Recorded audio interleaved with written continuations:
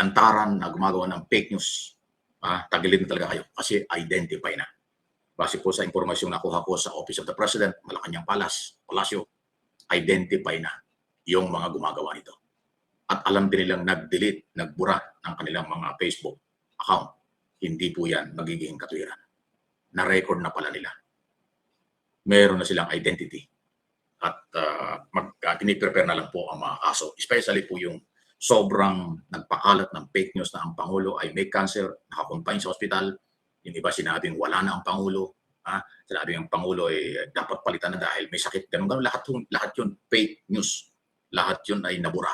Matapos lumabas ang Pangulo sunod-sunod na events. Yung meeting sa Malacanang, kaya kita yung video, nagpunta kahapon sa Bataan, pinangunahan ng araw ng kagitingan, nagtalumpati ron kahit mainit ang panahon, testigo ang maraming tao doon sa Bataan at maraming tao sa buong mundo nakakita ng live coverage ng media, ng social media. Nandun ang Pangulo, buhay na buhay, malakas na malakas.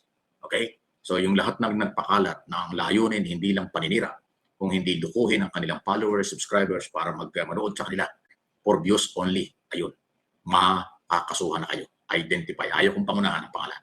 Kasi sabi sa akin ng mga kilala ko dyan sa gobyerno, alam na nila. So, alam ko yung limitasyon ko. Hindi ko na po pinilit na alamin kung ano ang mga pangalan ninyo. Pag na-file ang kaso, magiging public document, doon na kayo ma-identify sino-sino yan. Aabangan lang natin. Meron tayong idea. Lahat tayo may idea kung sino ang gumagawa at siyang grupo. Yan ay galing sa mga anti-Marcos o mas kilala dyan, Duterte supporters. Yung gumagawa ng sobrang fake news na nagdadasal sila na mawala na si Pangulong Marcos. Nagdadasal sila na ang Pangulo ay magkasakit. Ganyan silang kasama. Hindi nila makuha sa Marcos resign, hindi nila makuha sa ang Pangulong Marcos ay mahinang presidente, ang Pangulong Marcos daw ay bangag. Lahat ng negative na sinabi na sa nakalipas na araw, wa-effect. Walang nangyari. So ngayon, dahil na pumayat ang Pangulo, nagpa-check up noong nakaraang buwan, pinalabas nila ng ilang araw na wala na ang Pangulo. Fake news yan. Buhay na buhay. At dahil dyan, para patunayang buhay na buhay ang Pangulo at malakas, yun ay yung utos niya. Binangitan natin isang araw. Ang utos niya, kasuhan lahat. Ang utos ng Pangulo, papanagutin lahat ang gumagawa ng fake news. Kaya yung Office of the President, active na po ngayon sa pag-monitor. Kung dati hanggang monitoring lang, walang epekto, walang nangyayari, ngayon iba na. Monitoring, then kinakalap ang ebidensya, then ipapile nila ang kasong cyber libel. May pagkakakulong, at saka ho yan ay, pag napatunayan ay wasak ang kredibilidad.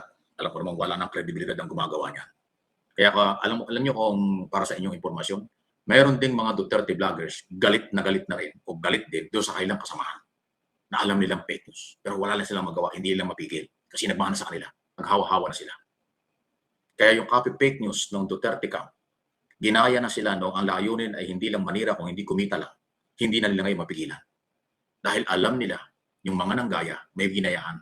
At yung mga unang gumawa ng fake news, wala na rin kredibilidad. Ipatigil yung fake news na ginagawa ng kailang kasamahan. So nagkahawa-hawa na sila. Nagkahawa-hawa na sila. Hindi nila mapigilan ang kailang sarili. At ngayon, nagsisira na sila. At kaya yung iba ang ginawa, nag-delete ng kanilang account. Naku, mali-mali po yan. Naka-record na yan. Huwag niyong kalimutan, merong SIM card law. Merong cyber libel law under the law. Merong malalim na ugnayan at cooperation ang mga otoridad, ang gobyerno, at ang mga may-ari ng social media platform, social media company. Yung YouTube, Facebook, lalo na yung Facebook dyan, maraming kalokohan talaga na ginagawa yung iba, sinamantala nila. So, mayroon hong direct na communication at ugnayan ang national government. Dahil nga may mga batas. Yun ang purpose ng SIM card law registration. Nakarehistro ang lahat ng SIM card, identify sa mga tao. Pangalawa, yung mga company na social media, hindi pwedeng magdi-deny, hindi pwede silang hindi tutulong kasi merong kapangyarihan ng Estado na sila ay panagutin din. Kaya ho, ayun. Okay? The Office of the President ang gumagawa nito. Ang gobyerno kasi, hindi trabaho mag-fake news kasi sila nga ay gobyerno. Sila ay, ang gagawin nila ay naaayon lang sa batas. Ayon lang sa katotohanan kung anong ginagawa ng Pangulo. Kaya walang fake news dyan. Sinasabi lang nilang fake news, yung mga taga-gobyerno kasi totoo yun, tinatamaan sila. Ito namang mga anti-government, talaga namang hindi totoo, talaga namang fake news ang kailang ginagawa. Katulad nga ba niya? Sinabi nila, wala na si Pangulong Marcos. Sabi nila, Pangulo, wala nang kapabilidad, wala nang kakayanan kasi nakakompine daw dahil mayroong cancer. Wala naman, hindi naman totoo. Ay, yun na yun. Yun na yun kung mapapatunay. Kaya hindi tayo nagsasawang bantayan ito kasi nga po may pagmamahal tayo at malasakit sa ating bayan. Kasi ang fake news ay salot sa demokrasya, threat sa national security, nakakasira sa ekonomiya ng bansa at katatagan ng Office of the President na nangangasiwa at nagpapatakbo ng ating gobyerno. Nakasalalay sa Pangulo ang seguridad, ekonomiya, kabuhayan at ang katatagan ng bansang Pilipinas at ng 110 to 105 million Pilipino. Tapos dinadaan nila sa fake news ang paninira ng mga anti-Marcos para lang maniwala yung mga tao sa kanila at siraan. So walang ibang agenda kung hindi gusto nilang palitan, pabagsakin at ilagay nila yung kanilang pinaniwalaang dapat ilagay na hindi naman pwedeng mangyari. Malusog ang Pangulo at kaya niyang tapusin ang kanyang term hanggang June 30 ng 2028. May mga sariling doktor yan. Lahat naman nakakasakit. Pwedeng magkaroon ng sipon, pwedeng magkaroon ng trangkaso, pwedeng magkaroon ng iba pang mga sakit na yan naman ay hindi naiiwasan or kung dumarating man, ay yan naman ay nagagamot. Wala namang taong hindi nakakasakit. Sino bang taong hindi nakakasakit? Pagka mayroong gano'n at yun ang yung paniniwala, hindi kayo normal. Abnormal kayo. Walang taong hindi nasusubukan ang kalusugan. Laging may mga challenge. Dahil sa pagkain, dahil sa sobrang trabaho, dahil sa puya, dahil sa kung ano-ano. Maraming gano'n. Di ba? Kaya yun ho yung kanilang nakahiligan ng mga anti-Marcos na nagmamadali, wala sa lugar, na siraan sa taong bayan ang Pangulo at paniwalain ang kailang mga taga-suporta na ang Pangulo ay may sakit, ganun-ganon. Hindi lahat yan totoo. Fake news lahat. Pati yung mga video at picture na naglalabasan, pinapalabas nila, luma na. Pero hindi niya alam na yun naman ay ginawa ng ibang media dahil sinabi naman nila, file video. Hindi naman masama yun. Dahil inamin ng file video. Kahapon, nung lumabas dun sa Bataan, nagsalita ang Pangulo at ng isang araw sa Malacanang, kaharap ng mga Vice Mayors League, Liga ng mga Vice Mayor sa Pilipinas, pinanumpa niya sa Malacanang, si Pangulong Marcos yun. Hindi yun artificial intelligence. Live yun. Live yun sa Malacanang, live yun sa Bataan. So ano pang inyong gagawin dyan? Ayun ang totoo. Ito yung tip ko sa inyo. Ang official po na nagbabantay, nagre-record ng video, picture, ang Office of the President may sarili pong manpower na yan ang trabaho under ng RTBM, Radio Malacanang TV. Yun, sila yung nagre-record, kompleto yung mga yan, may mga facilities, dito at sa abroad, sa mga probinsya kung saan man pupunta ang Pangulo, sila ang nakatutok. Inire-record nila o ilalive nila ang lahat ng galaw ng Pangulo.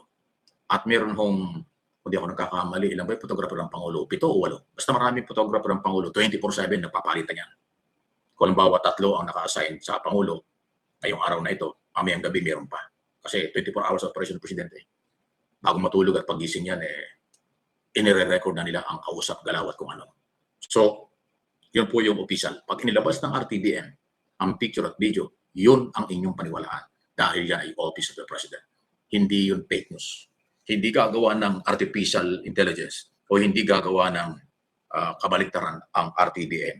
Yan ang magsasabi at nagpapakita ng totoo kung ano ang nasa ng Pangulo at anong ginagawa ng Pangulo. Live pa nga madalas. Naalala ko nandun ako sa PTV4 yung programa ko doon sa RAT TV, di ba? Kadalasan doon natatapat sa oras ko yung live coverage ng RTBM, Office of the President, kung saan sa probinsya, kahit nasa abroad minsan. Yun ang tinutukoy ko. RTBM. Ayan. Kaya kung yung mapapansin, yung mga anti-Marcos or Duterte, anti-Marcos vlogger, hindi sila gumagamit ng RTBM, video at picture. Kasi hindi nila pwede mapeke yun. Dahil totoo yun. Yan ang tip ko sa inyo. Ako, kung yung mapapansin, hindi ako gaano gumagamit ng mga video at picture. Madalas, kung gumagamit man ako dyan, RTBM video. Kasi yun, totoo yun. Kaya ako nagpapasalamat dyan sa RTBM kasi Office of the President at yan naman ay hindi nila pwedeng ipagdamot.